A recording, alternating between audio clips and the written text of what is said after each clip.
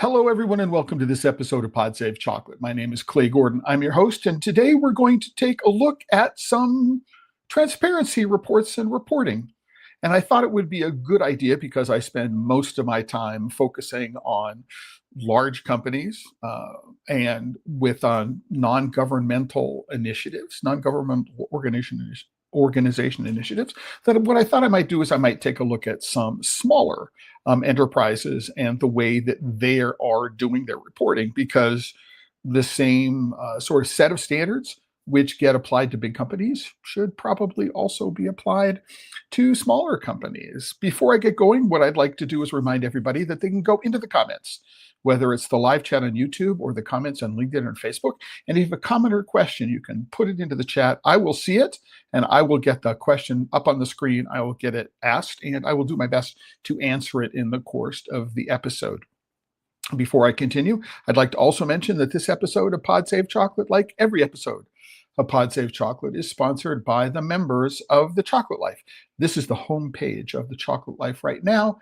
And if you go and click into, it says account here, but if you click into on the join button, if you're not logged in, you'll be able to see the options for becoming a member. There's always a free membership tier, but if you do have the financial resources to support the work that I'm doing, then there are monthly programs beginning at as little as $5 a month to support the work that I'm doing here. And with that, let's go get into today's episode. So for every episode of Pod Save Chocolate, I put together a post, and this is the post for today's episode. You can follow along during, after. If there are resources that are mentioned, they'll get thrown up here onto this page, so you'll be able to follow along afterwards. And what I want to do is I want to point out, this is a run of show. So not scripted. I'm going to follow along with my show notes here, and I will go, and this gives me a lot more freedom to be able to go and respond to questions in the moment. But as I do point out, I've spent a lot of time taking a look at transparency reports for companies like Tony's Chocolonely, for non-government organizations like the International Cocoa Initiative. Let me make this a little bigger. Let me make this a little bigger so you'll be able to see it a little better. There's a typo, of course. I always find them after the fact. So I've done a good deal of reporting of Tony's Chocolonely and their transparency reports. I did a recent article, episode 140, and today's episode 212 on the International Cocoa Initiative. But it's been a long time since I've taken a look at the reports from smaller companies, and this constructing transparency reports. Not entirely sure why it's a little bit slow today, but here I do take a look at Uncommon Cacao. I do take a look at Taza Chocolate. I do take a look at Dandelion Chocolate, as well as Tony's Chocolonely, and a look at the Mighty Earth Be Slavery Free scorecards. So it's a fairly comprehensive. If you'd like to go back and hear what it is that I have to say about this, you can go and take a look at that episode. But today's episode particularly was prompted by an email. It was sent to me by a member of the Chocolate Life, an email, of an announcement between Silva Cacao and Uncommon Cacao. It's dated April 30th. And what it says is, "Dear partners, we are writing to share some exciting news. Uncommon Cacao and Silva Cacao are joining forces." It says this is a partnership, but it doesn't actually talk about the nature of the partnership. So is it just an agreement to share resources, which is what the implication is, just an agreement to share resources, or if there's going to be any other sort of business intertwingling, or the businesses, I don't know if they're merging. There's nothing here in this announcement, and there hasn't been any public information that I've been able to find since April 30th. There is a little note here that says they will be talking with their customers, right? And it's interesting. It says the combined portfolio spans over 25 countries, award-winning single estate and single clone lots to certified fair trade and organic cooperatives, centralized fermentation operations, and innovative producers and exporters. More of these qualities will soon be brought to the North American market. So Silva Cacao is headquartered in Antwerp, Belgium, and Uncommon Cacao is headquartered here in the United States. So, but since this email, there doesn't appear to be any public discussion, and I haven't received any information from any Uncommon Cacao customers. This was sent to me by an Uncommon Cacao customer who's also a member of the Chocolate Life. Just, hey, what do you know about this? And since then, I have had other people say, hey, what have you heard about this? So that's why I'm taking a look at this today, is because of this email, the fact that there doesn't appear to be any public discussion of it, and it's come to me from a number of different places at the same time. So I thought it was worthwhile to go take a look at this again, especially because I haven't taken a look at the quote-unquote transparency reports for small cocoa providers in a couple of years, since 2022, apparently. So what I want to do is I want to go first and show you the Uncommon Cacao website. So this is the Uncommon Cacao website live. There are a couple of things you should know about this. Number one is that this button is broken. And I'm not entirely sure why this button is broken, but if you click on this, you cannot read the 2024 report, which is a little frustrating. What that means is, well, we have some highlights from the report, 2,300 female producers. I suppose that's the highlight from the report. Oh, here's another one. I'm sorry. 900 producers, so there's a younger generation, organic producers, 650 international awards from makers working with Uncommon. So if this is true just in 2024, that's an interesting thing. I don't know that it's, would be interesting to see how that works. I wonder if there's any information which actually we can go to, which talks about these claims. But what you do have to do is you have to click up on the Learn button in the top nav, and then click on what is transparent trade. And from here, what you can do is you can download the 2024 report. Right, so you can do that. Now, interestingly, the next one is the 2022 report. There doesn't appear to be a 2023 report that's linked to, probably an editorial oversight, and we can go and click and we can download reports going all the way back to 2013. So if you do want to go take a look at what it is, you can go and find out about it. So one of the things that why there's another link to download the 2024 report, I'm not certain why there's another one, but we say, what is transparent trade?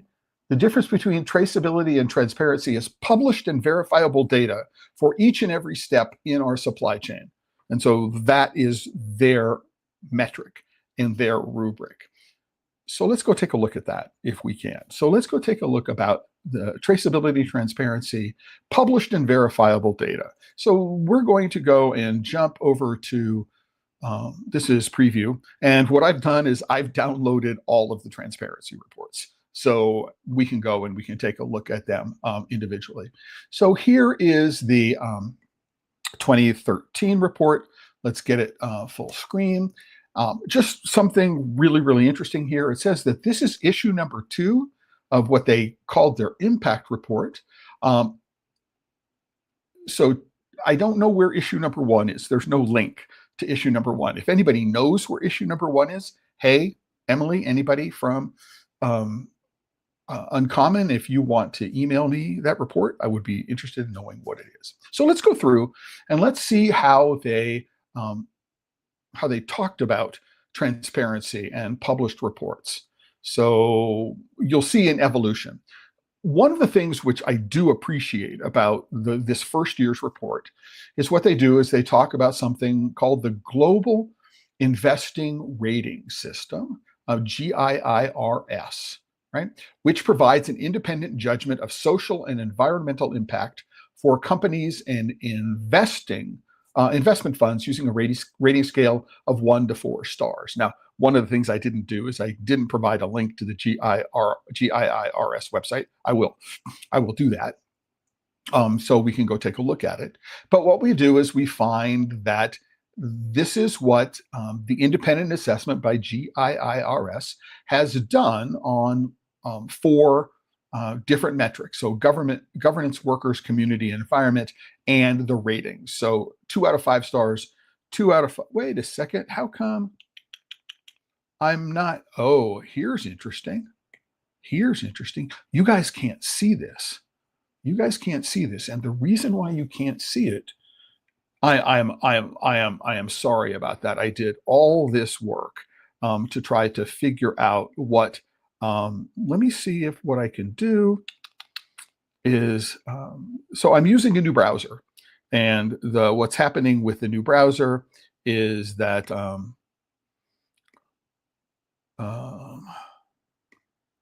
the new browser has just got entirely new capabilities. So let me stop my sharing. Let me come back. Let me share the screen. Let me allow. Now let me see. Oh, you know what? Let's share entire screen.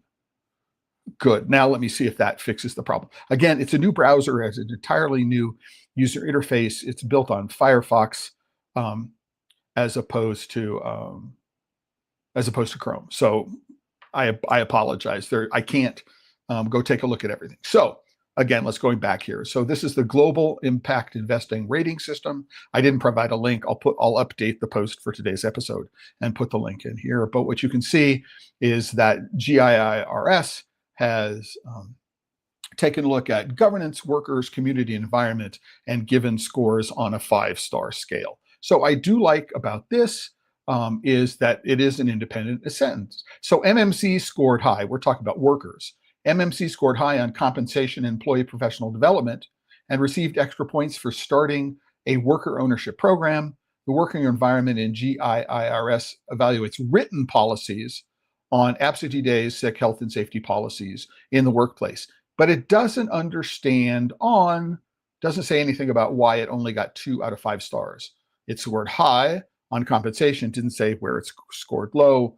Is that transparency? It's sort of like, oh, here are some key performance indicators and we didn't meet them. So that's something to consider when we do this. So we go scroll down and we find out where we work. They talk about some of the circumstances, which is nice. They provide you with an idea of what's happening in the area. This is great. This is a farmer by the name of Eladio Pop. People may have seen as some of my other social media that I have a photo of Eladio with a T-shirt that says "The rules don't apply to me." This is Eladio and an extended Cho family and other members of the community. I was down there multiple times between 2007 and 2010. But they talk about environmental impact. This again is Eladio Pop. Pop is a common Mayan surname. We come through. We can see Gabriel, the Cho family. And people were involved in it. So this is interesting. This is one thing that I, like to see is like, here are people we sell our cocoa beans to. Taza Chocolate, Mass Brothers is no longer in business. Ritual, Belcampo, Tejos Mojo Chocolate, Raka, Dick Taylor, local partners, again, GIIRS. There is a URL here. So if we wanted to, we could go visit it. That's good. I always love when they have, URLs associated with it. Atlantic Cocoa Company, it's important to know that this is ecom. And ecom, if you were to go take a look at their ratings when it comes to environment and things like that, they're not highly rated. Whether or not you believe in the chocolate scorecard or not, this is not a highly rated company. At least the parent of Atlantic Cocoa is not very, very highly rated. What's important here to understand is that that Maya Mountain at this point, Uncommon, is using Atlantic for transportation logistics. So Atlantic is providing the logistic support to get the cocoa, in this case from Belize, to their customers around the world. And if I look at their customers, with the exception of, well, I believe that here's Belcampo there in Belize. Moho Chocolate is in the United States, but they're also based in Belize. These are all American-based companies, so it's getting it from Belize. And so, okay, this is the second year that they're in existence. We can understand why the customer base is what it is. So again, we're going and looking through here, and we see a KPI investment. So we see an increase in the KPI, so key performance indicator, is increase in farming family income. So we have social and environmental missions. So in July 2011 to July 2012, which is the baseline, which is where's year one report, right? We see US $18 increase year over year. So, and the next year is $62. So now what we have to do is we have to go back here, and we have to look and say, what is the average income? We might find it on this page here. So it's buried. It's not an easy thing to find out. The information may be here. Are they reporting it all? The answer is average annual income from cocoa, $312. They improved it by, what was that, $48? So the information may be here, right? But like many reports of this kind, so $62, it's really difficult to find the information that you want to see in order to be able to make the comparisons. And so again, yes, is the information here? It may be here, but notice that there's no indication of pricing. So we don't know, or volumes, really. We don't know how much cocoa was purchased. We don't know how much was paid for it. And so again, this is year two. Is this something that they're going to go and lean into? And the answer to that is, let's go to the next year's report. So we've gone from the 2013 report to the 2013 report to the 2014 report. Let's get this full screen. So here's the 2014 report. And what we'll do is we scroll down through this. We'll go through a page at a time. They talk about they're still working in Belize, which we can see here. They've done some extra work, and they've moved into Guatemala in the Alto Verapaz, Cacao Verapaz. So they have number of farmers, number of staff, number of acres, and the amount of cacao sold, which is different from the amount of cacao purchased. So this is an important thing to understand. So we don't know how many conventional acres there are, and we only know how much there is in the way of organic acreage. If they should have both. I mean, again, from a transparency perspective, if they're reporting everything. So they talk about how they do everything, but you'll notice that the design of this is different. And what they're doing is they're actually reporting about things in different ways. So if what we want to do is we want to compare the 2013 and the 2014 reports, what we need to do is we need to go and really pull these apart and to be able to understand what numbers are reported in 2013, what numbers are reported in 2014, and how do we go about and understand what the improvements actually are. So this is one of my challenge with these reports. Now, that there's an emphasis on visual presentation and long textual description, whereas again, if somebody makes a declaration on this page, one of the things that the humans are really, really bad at doing is being able to put things into short-term memory and to be able to make comparisons. So if they say, oh, what's going on in this page, and then they make a statement on this page, it's now gone out of our short-term memory, and going back here, we look at it and go back and forth. So humans are really bad at doing that. We didn't evolve to consume information in this way. And our brains are not good most of our brains are not good at doing this, which is really, really important to understand. And so we're going through here, and we're figuring it out and all this kind of stuff. So right now, what is the difference between the Cacao Vera Paz value chain and the Maya Mountain Uncommon value chain? Baseline impact. Now, remember, the baseline impact last year might have been in a key performance indicator chart, and now we don't have this stuff in a key. There it is, 2014 key performance assessment. But this appears to be across both what they're doing in Belize and what's going on in Guatemala. And so we can't, this MMC, so this all has to do with Maya Mountain, MMC, Maya Mountain Cacao. It doesn't look like Cacao Vera Paz is a part of this as well. So what they could have done is they just could have said Maya Mountain Cacao, and we wouldn't have needed the MMC, which is not actually asterisked, and yet you have to know what that means. So what we find is farmer income in 12. Now, this is Cacao Vera Paz. There are 3 Cacao Vera Paz things. That makes sense because it was only done in 2014. So you have to look at these things closely because it will. So farmer sales in pounds. So this is another thing that goes on because they're going to change and they're going to stop representing in pounds, and they're going to go and start working into kilos. And so we need to do that conversion for what's going on. So average income per farmer, I'm going to assume that this is associated with sales of cacao through Uncommon or Maya Mountain. Right, so they did 161. Now, what I'm going to have to do is I'm going to have to go back to last year's report and find out what they reported for last year, because as we've seen several places, this year-over-year reporting is not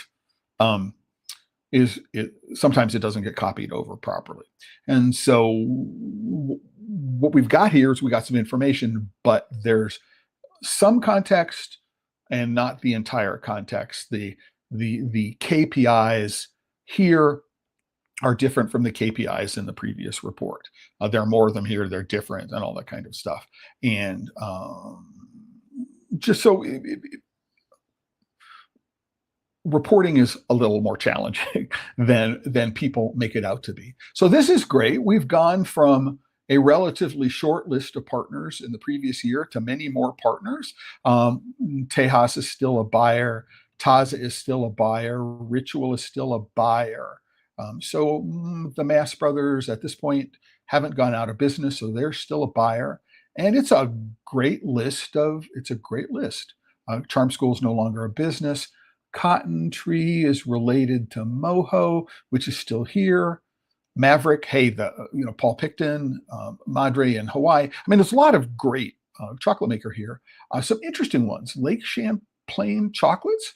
Lake Champlain is in Burlington, Vermont. This may be, they set up a small specialty chocolate business inside of Lake Champlain.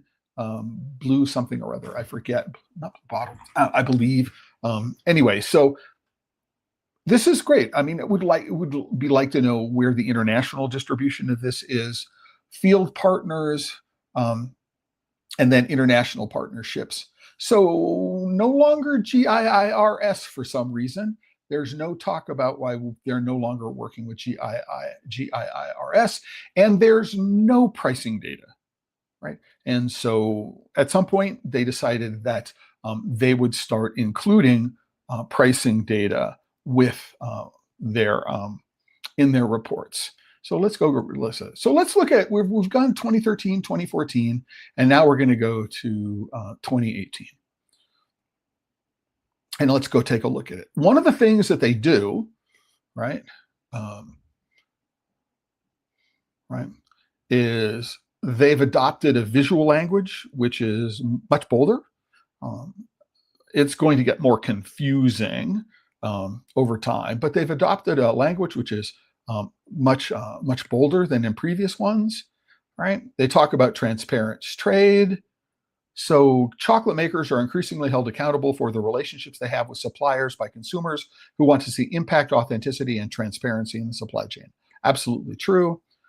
They're talking here, right? So here we see confirmation that e-com trading, no longer is there a mention of Atlantic cocoa, kind of, just, and the reason why we know that is we've looked at 3 different reports, one right after each other. So we've added, in addition to from Maya Mountain Cacao and Cacao Verapaz, we have now Cacao de Colombia, right? And then Oco Caribe in the Dominican Republic, and a couple of more origins. So that's pretty cool. So we're knowing a little bit more. So you can see that there is a bottom-up approach, right? So you can see who the relationships are, and that everything ends up going through an e-com container, and e-com also manages all of the customs and other kinds of acceptance issue. So here's where it gets a little bit more interesting, right? And where I think we need to work towards, which is really important. So one of the things that we see here is we see a much tighter definition for what transparent trade is. And that's here. Transparent trade is verifiable, published pricing for every transaction, right? And one of the things that I would like to point out to everybody at Uncommon Cacao is I don't see any place where you have published pricing for every transaction. There's no indication here that you own. Well, the question is, do you only purchase once a year? In which case, is there only one transaction per source per year? If that's the case, then that works, right? But right, it's important. It's important to understand. It's important to understand that it's not explicitly identified. Every transaction related to a cacao purchase along the supply chain, including information about who produced it and where. And so if that is their self-proclaimed benchmark, we're going to go take a look at that and examine it a little bit more. So this is interesting. One of the things that they do, which I really like, is they say, number one, here's the price we paid to an exporter. Here is the farm gate price. Here is the commodity price. And here in this particular case is the average Cote d'Ivoire and Ghana. This is the line down here. And now we have a comparison. So if the average farm gate price in Cote d'Ivoire and Ghana is $1.36 US per kilogram, what is happening is that if we look at the way this is, that Uncommon is paying an average of $2.57 per kilogram. So they're paying not quite double the farm gate price. And here we've got a little bit more information. So we have a supply partner is Maya Mountain. The origin is Belize, not Maya Mountain, but we'll do that. They're paying an average. So this average tells me that they made more than one transaction. And so we don't actually have the price paid for every transaction. And the price paid for every transaction, it says verifiable published price for every transaction. So if you've got that, guys, at Uncommon, I'd like to see it because I would like to be able to have a much better understanding of what it is that you're doing. So if you do have published pricing for every transaction, I would like to know. I'd like to see them. If anybody knows anybody at Uncommon, I'd like to understand where what that is. But we see that we have an average farm gate price. If there is an association, a cooperative associated with it, here's the farm gate price. Here's what was the average price paid to the association. We have an average export price, right, which is probably going to be the FOB price. This is the price of the cocoa at the port of export. The landed price we now need to pay for customs, insurance, freight, what's called CIF pricing. And this is going to be the difference between 566 and 603. This is per kilogram, not per pound. So that's good to know. And then they say the landed price is $6.03. Is this at the port of entry or is it their warehouse? Not entirely clear. The average sales price is somewhere between 720 and 880, and purchase volumes. So this is pretty cool. I mean, we don't have every transaction. We have an average of transactions. But importantly, we also have here at the bottom, and this is where I'm saying it's really important. I could go and say, what was the average price? I'd have to go to another page and I'd have to go down here. It's easy here because the pages are side by side, right? The average commodity export price, the average commodity export price. So this is going to be the export price of commodity cocoa. And so I'm wondering if this is the market price. So 229? Yes, this is, this is the export price paid to the exporter. Okay. So that's what the export price is. So the commodity export price is 229. And then we've got an indication that Maya Mountain and Cacao Verapaz are owned by Uncommon Cacao. All right, so we've got some interesting things here. One of the things that you can do when you have this information, let me close this, is that you can put all the data into a spreadsheet, right? And you can do some calculations. Now, I just wanted to show you the spreadsheet. If you wanted to, there is a PDF of the spreadsheet that you can download. It's here. So Uncommon 2018 Transparency Report Analysis. It's here if you want to go look at it. But one of the things you can do, I'm gonna zoom up on it, and it's, this is not designed to be read. You download the PDF and take a look at it. What we can do is we can say, well, we have a range of prices that were paid, the low sale price, the high sale price, and then we have the expenses of landing. So we can calculate the difference between the farm gate price and the export price and the landed price. We can go take a look at those things, right? And then what we can do is we can say, this is how much they made. So they made anywhere between $14,000 and $105,000 on the cocoa from Oko Caribe, right, in this year. So this is something you can do when you have all the data. And this is one of the reasons why I would like to have all the data.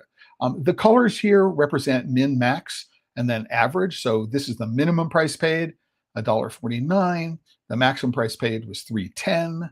This is farm gate price. Then we have the association price. Then we have export prices. So, and then we've got the volumes here. And so when we have this information, we can actually understand what is the nature of the business that Uncommon has. Right? We can say, are they profitable? Yes or no, when we have this information. So that's a pretty cool thing that we can do. So let's go down and take a look at it. So indicators, are these the key performance indicators? Maybe this is the key performance indicator table. We have some idea. We only have the 3 years, so we don't know how this works in the long term. But we knew is cocoa purchased is 139 metric tons in 2016, 228 metric tons in 2017, 193 metric tons in 2019. So we get some idea of the cyclical nature of the business. They tell us a little about how they do things. So guide to origins, all this kind of stuff they provide us. So one of the challenges I have with something like this page, right, is that these pages look different from year to year to year. And the information that they provide are different from year to year to year, right? So they produce 37.17 metric tons from Maya Mountain. We should be able to go back up here, 31.17 metric tons. I'm sorry, 31.17 metric. So we can do there's an error. It's 37.17 here, and it's 31.17 here. Which one is correct? I mean, the difference between 31 and 37, 6 over 30, it's like an almost 20% difference. I mean, that's pretty huge in terms of income. We have the farm gate price, the export price, the landed price. So this is one of the reasons why you need to go take a look at this, because, and this is one of the challenges with having the data spread across multiple pages, which is that mistakes will be made. So the average annual revenue from cacao per farmer, right, from Maya Mountain is $309. We have some interesting biodiversity. This is plant biodiversity. So they're planting avocado, banana, pineapple, mahogany. Nothing about animal species, bird species, insect species. Average size of farm, right? Organic hectares. We don't have any conventional hectares cultivated here, and we've got this set up for what we're doing. So we can go to Oko Caribe. We've got a similar kind of thing. We have to go and check against the table. Are these numbers correct? See, this average annual revenue from cacao per farmer is $11,783 per farmer. And the average sales per farmer dry equivalent is 4,100 kilograms. So 4,000 kilograms times 1,115, right? That's way more than 37.8 metric tons. So these numbers are wrong, right? I believe. I don't think these numbers can be correct, right? You can't get $11,000. So 11,783, let's just figure this out. I'm getting the calculator on my phone. So let's clear 11,783 divided by 287. So that number is roughly correct. That 41, this 4,100 kilogram, that number is relatively correct. But if we then do this and we multiply it by 115, that's going to equal 4,721 metric tons, not 37.8 metric tons. So there's something that's wrong there. So it's important to check numbers. They can be transparent about reporting, but that doesn't mean they're always accurate about reporting or doing their math. And I've pointed out this on a number of occasions with Tony's. Here we see the difference between conventional and organic. So this is organic is up here, uncertified is down here. We don't know how many hectares were cultivated, right? $367 per farmer, 145. So 145 kilograms at an average price of somewhere between 223 and 260. Does that equal 367? That's in the right ballpark. So it's important to understand why we're doing the math here, right? This is interesting. Bean quality, for some reason, is not a part of this one. It's moved. So even within the same year, where the information is presented is in a different place. Again, this makes it harder to decode things. So we go through here and we've got this table, and the question becomes, are the numbers here, right? Or the numbers in the table, are they the ones who are correct, or that are the correct numbers? Let's go down here some more, right? And we don't have, again, the list of key performance indicators has changed, right? We have some currency conversion data. This is pretty cool. So this is not currency conversion. This is conversion of wet to dry. Conversion of Belize to US dollars is 1.98. So, okay, retention, wet, dry. So this is the ratio of wet. So 2.9 kilograms wet is 1 kilogram dry. I'm trying to figure out what that is. It's not the way it would normally be done. So it's okay. So we've got a report. Is it transparent? This is a question we can ask ourselves. But let's go from 2018 to 2019. Here's the 2019 transparency report, and we've got the same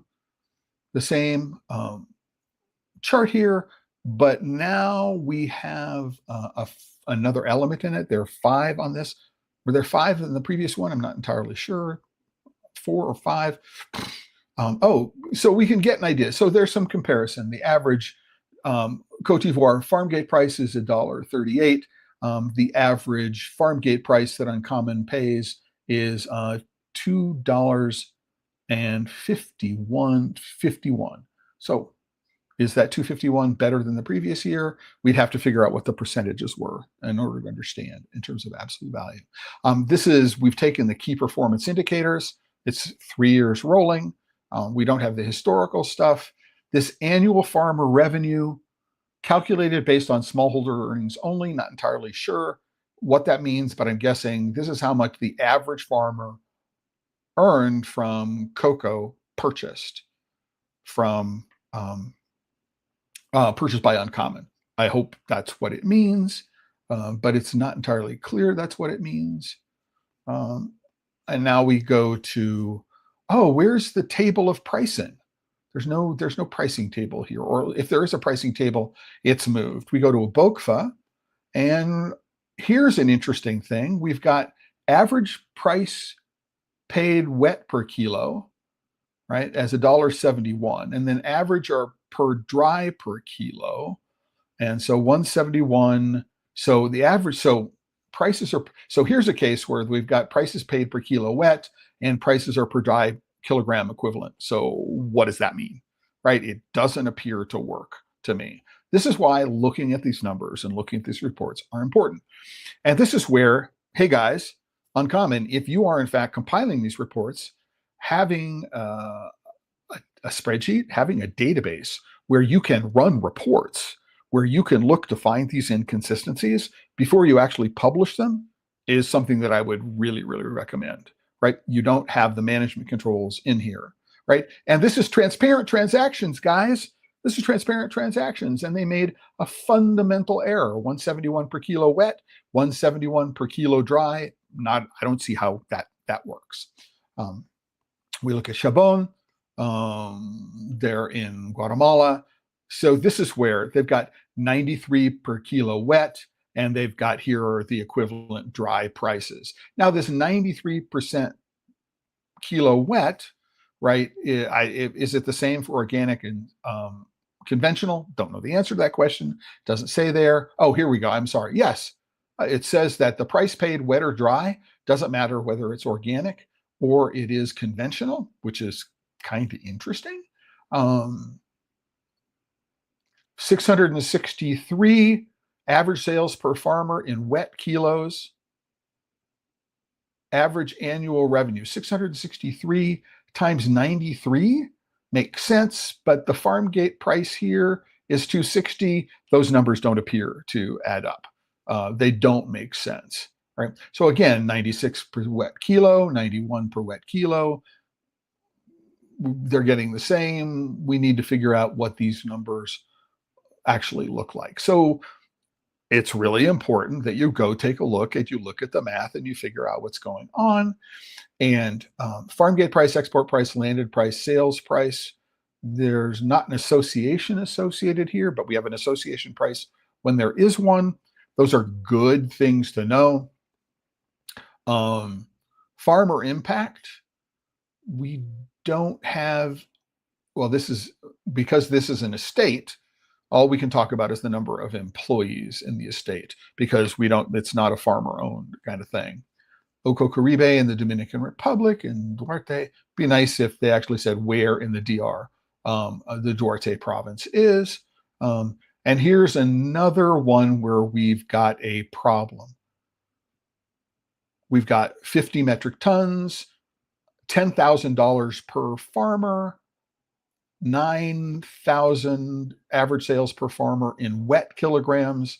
So the numbers don't, with 106 farmers, these numbers don't appear to add up. 106 farmers, right, times average sales per wet, right, per dry, dry wet. So I don't know that the math here works. I would need to look a little bit more closely. I haven't done it. But what I wanted to do is I wanted to show you why you need to look very closely and where you need to do the math. And this is where the conversion ratios become important.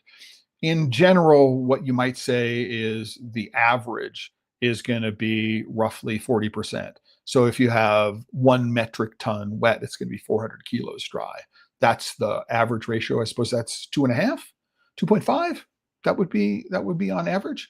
But it's important to understand what the conversion ratio is. It's not here. Okay, so we don't know what these numbers actually mean. So, we're going to go and look at these same things. But notice that, wait a second, there's no currency conversion on this particular, where did the customers go? We don't know how many of the customers are. We don't know any of the partners are. If there are partners, they're hidden within the text. There's a lot. So are they being more transparent or are they being less transparent? It's certainly different data are being presented over time. And this is where looking closely is real important in this kind of stuff. But, let's go take a look at 2024, which is the most recent one. And so our pillars, we know a little bit more about the group, right? So we can see that. The producer network, we've got information about that. Indicators year to year. So the number of products, the number of countries, the number of staff, the annual farmer revenue from cacao sold. So this is explicit in terms of what's going on. So much more straightforward. And total cocoa purchased. So here's really interesting thing. 457 metric tons in 2022, 489 metric tons in 2023, and 303 metric tons in 2024 that they purchased. It would be the biggest challenge. Well, all right. So this is just an internal reporting thing to ask some questions about what the biggest challenge of their supplier network are. This I would be concerned about this trend, 457 to 303, and I am going to guess, because it's not clear, that one of the reasons why Uncommon and Silva are joining together in this partnership is that being a cocoa bean supplier is a really tough business, right? And it may be that I've already shown from the 2018 that it doesn't look like they were a profitable business in 2018. And I don't know how they were profitable through COVID. Maybe they were. But as I say, this is a disturbing trend. Now, what's happening here is that the price of cocoa is going up significantly in 2023, 24, and it may be that people were selling elsewhere. But the impact of climate change, local context matters. They don't talk about the run-up in price, right? Summarizes peak harvest periods. It's pretty cool. Does it tell us about transparency? But this is what's really, really interesting here. All right. And I think it's quite fun. So this goes only, $10 a metric ton here. These lines go above $10 a metric ton. So they may be up to 12,000, right? But, here in this yellow line is the farm gate price in Cote d'Ivoire and Ghana. On the average, you'll see that it finally made it above the fair trade floor price. It's been trading down here. You can see what happens. The fair trade did not update their floor price throughout the run up in the price of cocoa, right? Even though the governments were forced to raise the farm gate price. 2024 weighted average price point. So this is what this $6.33 is the farm gate price that Uncommon paid. The export price was $7.40, and then the market prices were way, way, way up here, right? And so these prices, right, are at this cutoff date, whenever in 2024 it is.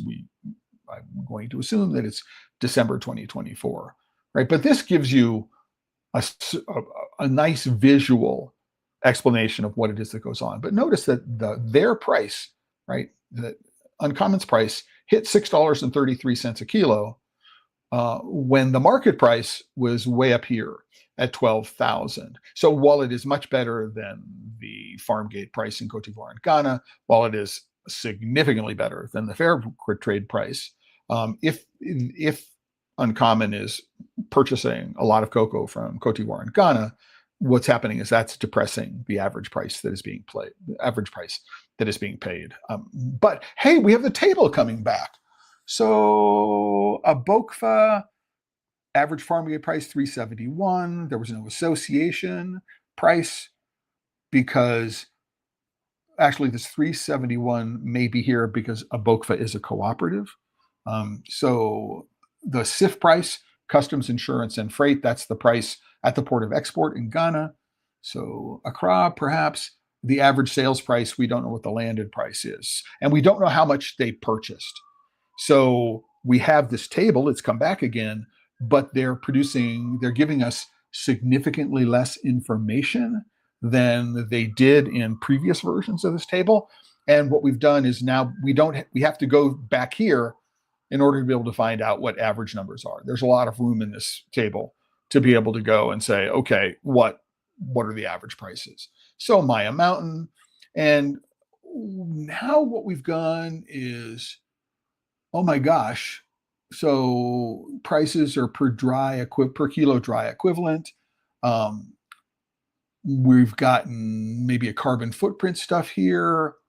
We average sales per producer dry, average annual cocoa revenue, 177 kilograms per producer at $4.72. It's almost 2. That's a little just shy of 5, 837. That makes sense. How many producers are there? 418. We total number of producers trained. Do we have a total amount of cocoa that was purchased? It doesn't appear that we do. But this is also nice. We have a comparison here of what the local market price is. So the local market price dry is $3.34 per kilo, and they're paying $4.72 per kilo in Belize. So that's nice to know. We see that again. We've lost the wet kilo comparisons. So is this more information? Is it more transparent? Is it less transparent? Was having the wet kilo numbers valuable? It's probably more valuable to know what the local market price for cocoa was. All right. So it's also verified with traceability documentation. Would love to know what that traceability documentation is. We got the farm gate price. We've got, so let's go through and figure it out. So not every origin has the farm gate price, average farm gate price. Price reflects the premium payment paid once a year. So that's what this asterisk is here. Does everything have a CIF price on it? FOB price. Okay, why are some things FOB and some things CIF? It's more work than anybody needs to know in order to be able to figure it out. So we can go through, and what I want to do is I want to go through and say, okay, all right.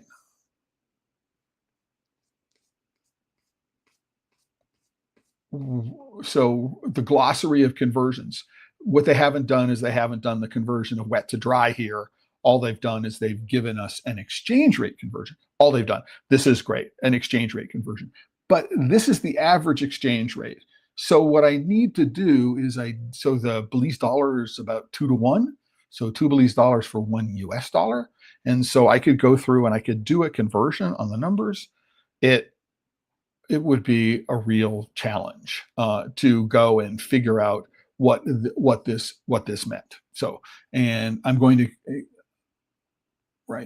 assume that all of these prices are in US dollars per kilo, which is a fair assumption. But having this table here doesn't really help us a lot, right? Because yay, I would love to have it, but wouldn't it be much more important for the Ecuador US dollar conversion to be on the page with the Ecuador US dollar conversions, right? Rather than in a table someplace else. There is certainly room, right, for redesigning the page where that could happen. So this is why it's really, really important that we go and look very, very closely at these reports and understand what is and isn't being reported and what it means, right, for there to be a quote unquote transparency report. Again, uncommon, right? If you have data for every transaction, what I'm happy to do is if you provide me with the data for every transaction, I'm happy to go in and do the calculations for you so we can figure out what the numbers actually are and give a history from 2013 all the way to 2024. It's really important to understand for everybody who might want to go take a look at it, is that if we go to the Uncommon website, so let's go to the Uncommon website here. And if we want to go look for the transparency reports, we have to go to learn what is transparent trade. There is no 2025 report yet, right? And it's now halfway into 2026. What's taking so long in producing the 2025 report? I would really be interested in knowing. And if I see it published anywhere, I will go and do some work on it. So there is a lot of data here that Uncommon publishes. And it's not the data that they say they're going to publish. I can't find any place where every transaction which is verifiable is publicly published. It's not. We get averages of things that get published. But that, as it turns out, right, is miles and miles and miles ahead of what it is that Silva publishes. So I'm going to go there. I'm going to go to Silva, and this is one of the things that this is one of the things that I want to discuss, right? Which is, to the best of my ability to locate from publicly available sources, Silva does not publish a transparency report. We do not know how much cocoa they purchase from farms, and we don't know the farm gate price, the export price. We don't know any of the data that Uncommon purchases, that Uncommon publishes. There is none that I can find, right? Publicly available. And so the question I have around the topic, when transparent trade meets cacao with an identity, what happens? Are we going to find that Uncommon becomes less transparent? They publish less data. So in other words, their reports look more like what Silva is reporting. Or is Silva going to start publishing more data, right? And they will be more like what it is that Uncommon is producing. I don't know the answer to that question, but it is a huge question. We need to make sure that companies within the specialty cocoa space are providing the information that we would like to see as makers, as people who are looking at the industry. This is the point that I'm making, right? Yes, you can be a passionate chocolate maker and you can go look at Silva and you can figure out what they're doing, but there's no information here about how much the farm gate pricing. There's no information here. So it's also really, really interesting to understand. So we have a link to the Cacao of Excellence Quality Guide. I think that's a really, really good thing to do. We have a link to the International Institute, IICT, the Chocolate Tasting Institute. I think this is IICCT. The FCCI, which has been since renamed. It's no longer,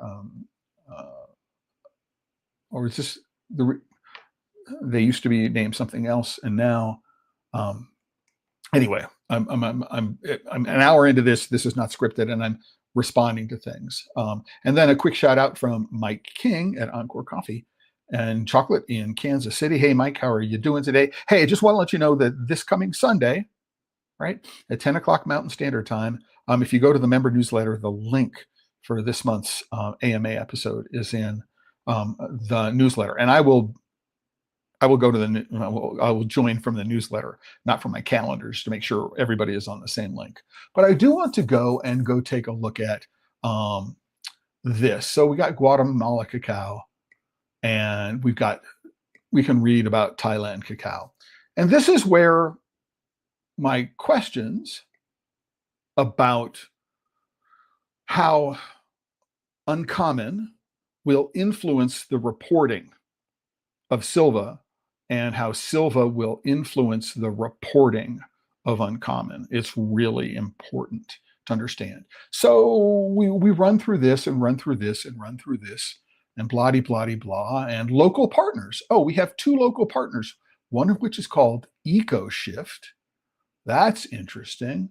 I'm less interested in the Chumpan collective, but we have this partner called EcoShift.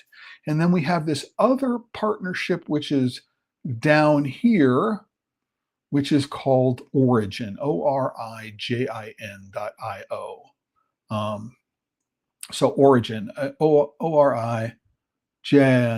So what does this all mean?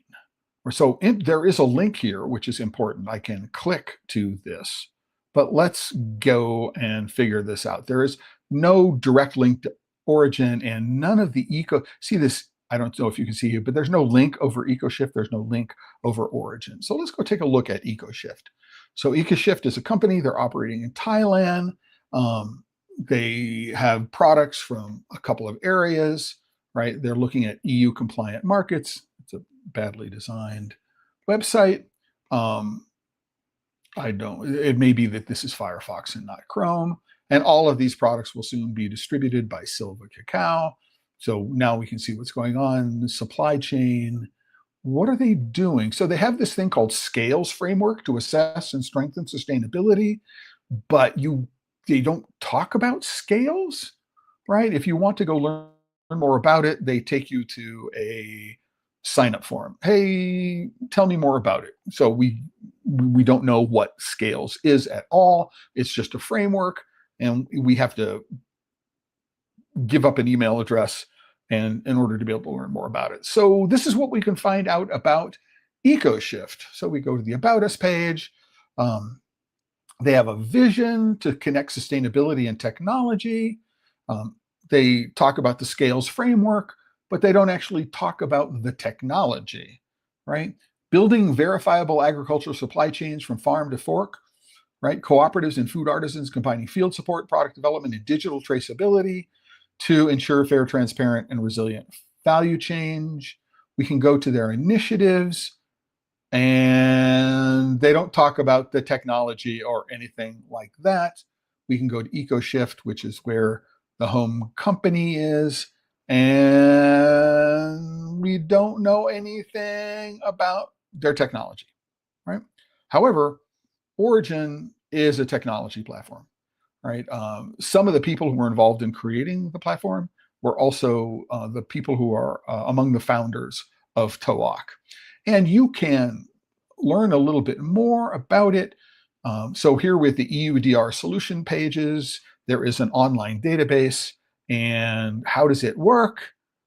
There's no this. So collect field data, automatic deforestation and legal risk assessment, EUDR due diligence statement. This is a hugely valuable kind of thing to be done. Right. So there use something called traces. So there's a lot of stuff that's here, right? But this is siloed data. It's private data. Or is it, what does it look like? Let's go take a look. Let's go take a look at what Origin publishes about, I don't want to share my location. So what have I got here? Oh, it says, here's a specialty cocoa 26 sourced by EcoShift for Silva Cacao, fully traceable. It's got all this information, located in Thailand, where it is, who is the processor, right? So they won an award at the international, right? So there was 1,000 kilograms, a micro lot of 110, arrived at destination. Don't know what that destination is. So this is governance by EcoShift, and so So now what we're seeing is it looks like Origin is the technology platform that EcoShift is using. It's not entirely clear that that is in fact the case, but we do need to go and figure out what's going on. It's important. It's important. But the real question here is that we know how much was purchased. We know when it arrived at the destination. We have a little bit about post-harvest processing for this individual lot. I'm going to assume that every time there's one of these lots, there's all this other data that is associated with it. But guess what? We don't know the farm gate price. We don't know anything about what the world market price was on the day that this was purchased. There's a lot of information that's missing here, right? And is it as transparent? Is it as traceable? Is it as fully developed, right? The answer is, I don't know the answer to that. The answer is no, right? There's no visibility into the underlying platform. And that's a problem that I have for this. And overall, this is my question when I go think about, right, Silva and Uncommon merging when it comes to transparency reporting, which is Uncommon going to be more like Silva in the way it reports? Is Silva going to become more like Uncommon in the way it reports? And this is going to have a significant impact, because if the reason why these two companies are joining forces is in fact economic, they need a certain level of economies of scale in order to have a truly profitable business. And it's going to be really difficult to support this level of business at the 400, 500 metric ton. And we don't know. Remember, when we looked at Uncommon's number, it was in the 400 plus metric tons in 21 and 22, and it went to 300, low 300 metric tons in, in 2024. So it was, 2022 and 23 were much higher than 2024. We don't know what 2025 was yet. It represents a really significant challenge to the industry.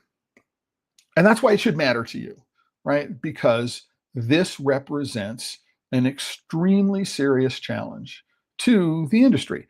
If the reason why Uncommon and Silva are in fact joining forces, partnership of one source or another, right, is one of the reasons they're doing so economics, so they can get to an economy of scale? Can they reduce their operating expenses by sharing, for example, warehouses? So Silva could put their cacao into an Uncommon warehouse in the United States, and Uncommon and Silva can share facilities. So in the EU, that would make an enormous amount of sense. Would they be able to drive down their costs by consolidating containers or getting better bulk buys if they're sharing the same technology platform rather than paying for two different technology platforms? All of those things are good, right? But what does it mean for transparency reporting? I am hoping, and if anybody at Silva is watching, Katrin, right? Anybody at Uncommon is watching, Emily, that I would hope, right, that the combined reporting platform that you're going to be using, right, number one, shifts in the direction of what it is that Uncommon has been doing at the past, right? And then to be able to provide the data in a way that makes it easier to compare, right? And to, number two, make sure that you're not making stupid copying mistakes between pages, right? This is like, how do you produce a report and you not understand that the number in a table on one page is different from the number in a table on another page, right? This is something that Tony's has done. I mean, and in this year's report, in the 2025 report, there is a discrepancy of like 30% in one of their numbers, right? When they talk about, the number of farmers that they had an impact on in the 2023-2024 report versus the number of farmers that they had an impact in 2024-25, their math that says what that difference is has a 30% discrepancy, right? And how do you do that? How does that level of a maths mistake go through the number of the number of levels of fact checking and editorial corrections, and the legal department taking a look at things and making sure we're not making statements that are going to get us into trouble. If you're a chocolate maker, Mike, right, at Encore, if you're a chocolate maker and you want to make representations to your customers, right, you need to be able to rely on the representations that your cocoa suppliers are making to you. Right? And so you can take a look at the transparency report and you can say, hey, according to the transparency report, we paid XYZ at the farm gate compared to what the world market price was, right? You can do that, but because I've shown they make mistakes, right? What you need to do is you need to make sure that you do your due diligence on every single one of the claims that you rely on.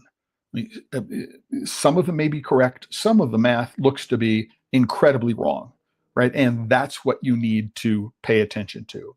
Other people, right? If you're Meridian, if you're Darnhauer, if you are any one of Cacao Latitudes, which is part of, I believe it's a subsidiary of Ecom. When you take a look at their quote unquote transparency reports, I mean, if in fact they are producing transparency reports, and when it comes to the depth of information, the breadth of information that's provided, Uncommon is doing better than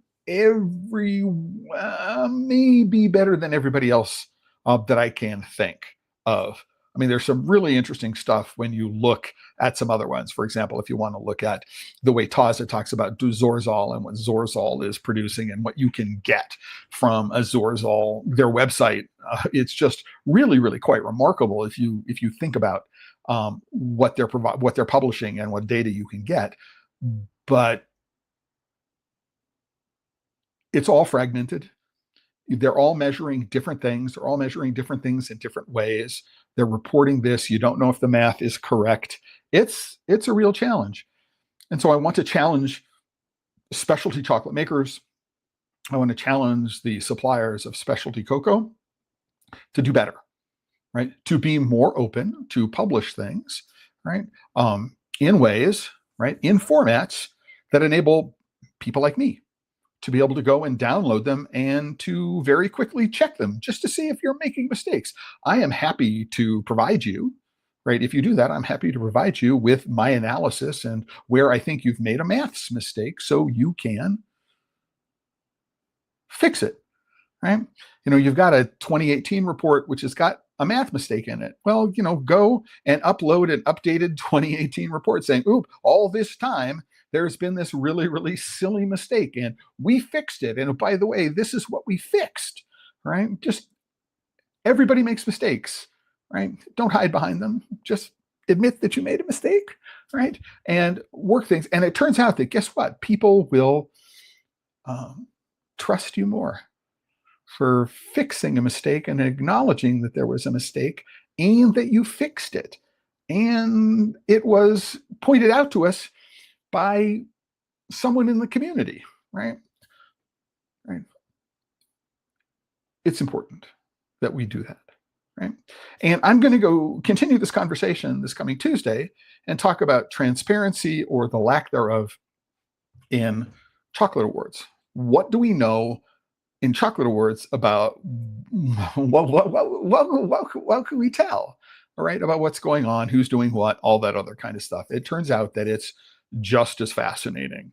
And it's something that I've been writing about probably since 2017, 2018, and I'm going to go and revisit it, paying special attention to the International Chocolate Awards. So if you know Martin, you know Monica, you know Maricel, and you want to say, hey, Clay's going to go do something, let them know, right? I'm going to let them know, but you might want to do that as well because it's really important. The industry relies to a very, very large extent on the awards. They're used for marketing and lots of other things.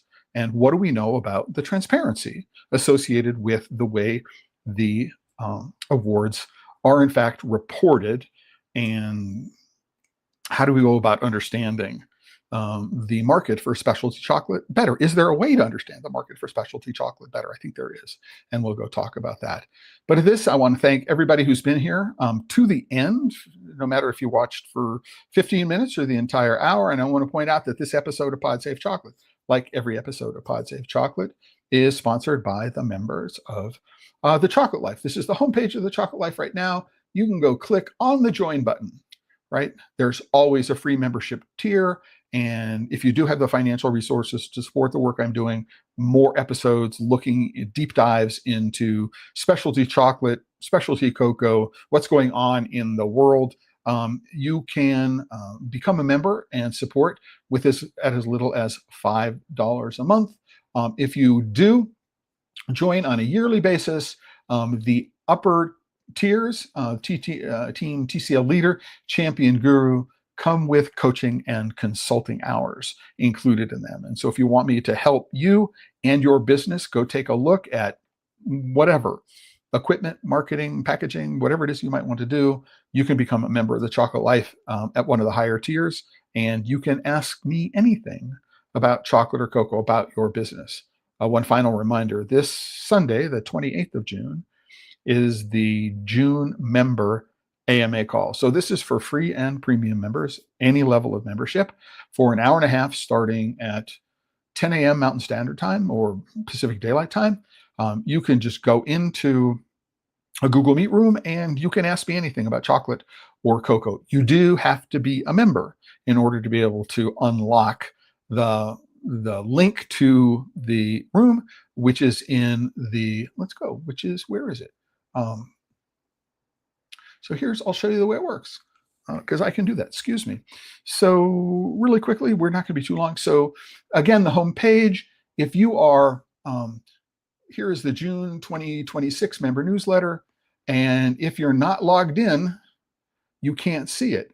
But if you are logged in, right, you can go, and here is the link to this Sunday's call.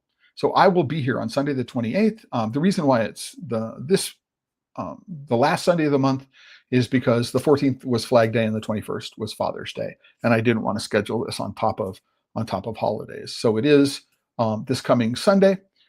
Happy to have everyone in the room who'd like to join, but you do have to be a member. And with that, I want to say thanks again to everybody who's been here, and to just remind everybody that if you're working with chocolate and you're not having fun, you just might be doing it wrong. Till the next time, everyone, ciao.